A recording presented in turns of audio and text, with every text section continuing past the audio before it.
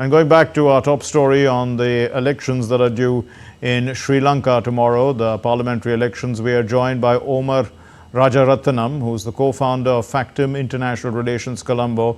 Mr. Rajaratnam, thanks for being with us. Now, why is this election important, in fact, for President Dissanayake?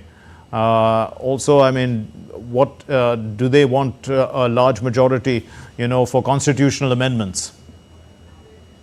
Thank you for having me, Marklin. So why is this important for the president is because this, as many analysts have also put it, this is a first-time president who's in Sri Lanka at the moment, and his governance experience has been called to question ever since he was elected to the presidency in September this year.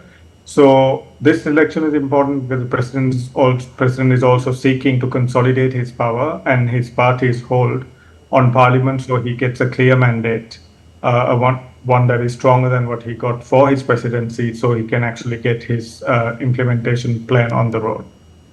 Yes, indeed. And Prime Minister Amarasuriya's National People's Power also has a lot at stake in these elections, So does the NPP have the momentum from the presidential election?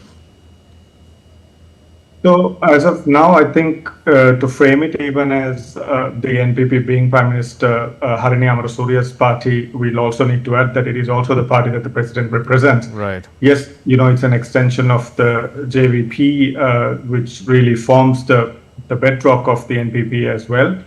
So in that case, it will probably, for the voter, but also for the larger part, would be fairly a mistake to demarcate the two parties as of now, because they've actually come together to be able to seek a common mandate.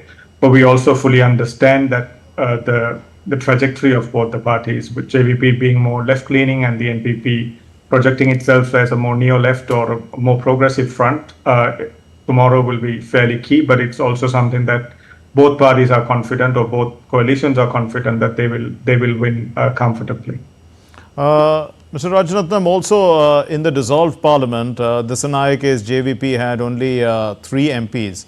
And, the Rajapaksas are not in contention this time around, though their parties are contesting. Are we likely to see lots of new faces? I mean, is this like a new political start for Sri Lanka in a sense? That's the ambition really of voters as well, and the aspiration too, that this could be a political start, because many of the old brigade, if you like, have either chosen not to contest or know that they're not going to have a chance winning landslide in these elections like they've done the last time. So you're absolutely right, Martin, that there are a lot of new faces contesting this election. But that also gives the voters of Sri Lanka fairly fresh hopes that, they'd be able to have their voices heard a lot better than what it has been over the past 70 plus years. And the fact that the voters are also wanting to give a better chance to these youngsters who have been seeking their mandate is fairly promising. So in this largely new political arena that would come about, the economy will still remain the key issue, isn't it? After all, the movement to remove Gotabaya Rajapaksa was because of the economy. Then you have the IMF loan, you have China's interests. How much has the economy turned around, in fact, since the ouster of Rajapaksa? I mean, the economic turnaround, I think, that's also something I'm very careful calling it a turnaround yet, because we are still far away from where it needs to be a turnaround. Of course, as a country, we are making progress towards that turnaround. And there is no question that since the Rajapaksa ouster, that the economy has been getting back on track, because there is also a lot less room for any of the irregularities in terms of policy implementation that the Rajapaksas were very well known to follow. The absence of that is something that is very welcome. So economy is going to be pretty important, but it's also not going to be an easy path both for the president and the NPP government as they are elected, hopefully to power tomorrow. Right. But it is also something that they're fairly confident that they'd be able to skim through, because, like you also initially put it, they've only had 3 ministers, rather 3 MPs in the previous parliament.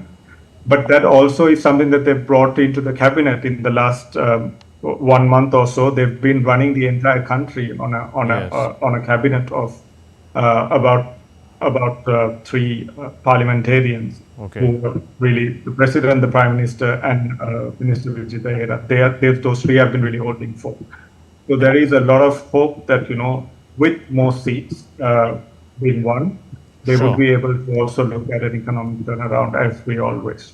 So the momentum is with the NPP, but Vikramasinghe is also in the fray, and many would credit him with filling in the gap and trying to restore some sort of stability in the country. I mean, does he also have some sort of a positive goodwill in the country?